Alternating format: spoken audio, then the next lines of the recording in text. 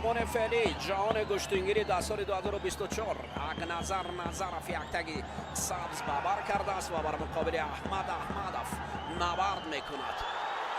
اولین حرکات احمد احمدوف برای پهلو آوردن اقنظر نظرف. این دو پهلوانی که یکدیگر را خوب میدونند و از کشتن همدیگر با خبر میباشند. حالا تلاش‌ها برای اولین امتیاز به دست آوردن میان این دو پهلوان شروع گردید. احمد احمدوف سراسیموار برای نزدیک شدن برای اقنظر نظرف میرود و در عکس العمل از جانب اقنظر نظرف هم این نوبت اکنون دفاع عالی بود. اقنظر نظرف پهلوان است که میان مردم آشنا است و ببینید که در اینجا بدن اول را احمد احمدوف کار کردن است. این نتیجه پی در پی هجوم های احمد احمدوف است، اما باید شکل و شیوه گشتن خود را اقنظر نظرف دیگر نماید، یعنی او هم فعال شود.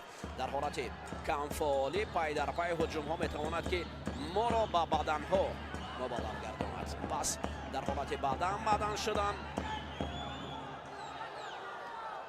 ببینید احمد احمدوف هم بسیار یک طرف را خوب پیشا کرده است.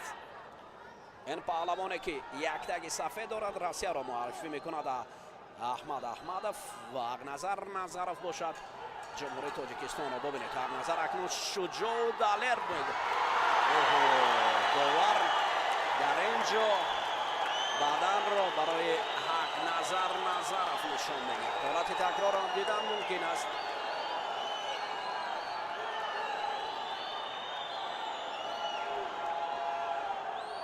هجوم از جانب احمد احمدوف بود و اقنظر نظرف عکس العمل را به کار بود.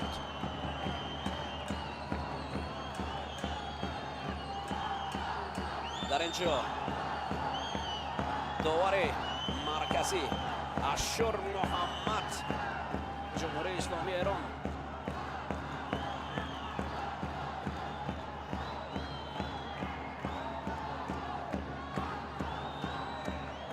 رفر هنوز نظر به اکرام میکند. من اکرام برای شما جناب داور میتواند که این از را ببیند. در اینجا پی در پی این حالت رو برای ما نمایش میدهند و هجوم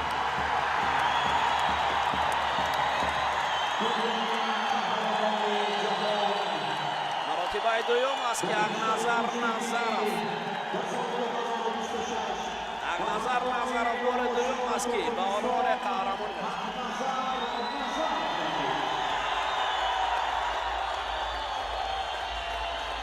اعتراض احمد احمدوف بر آن است که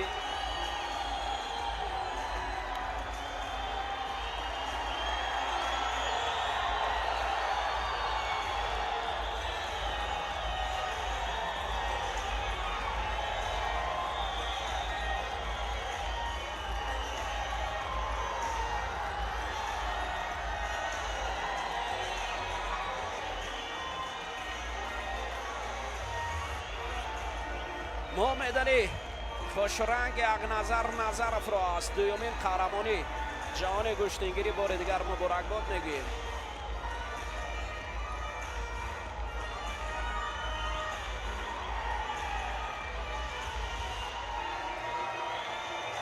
حالت تکرار رو میبینیم در اینجا.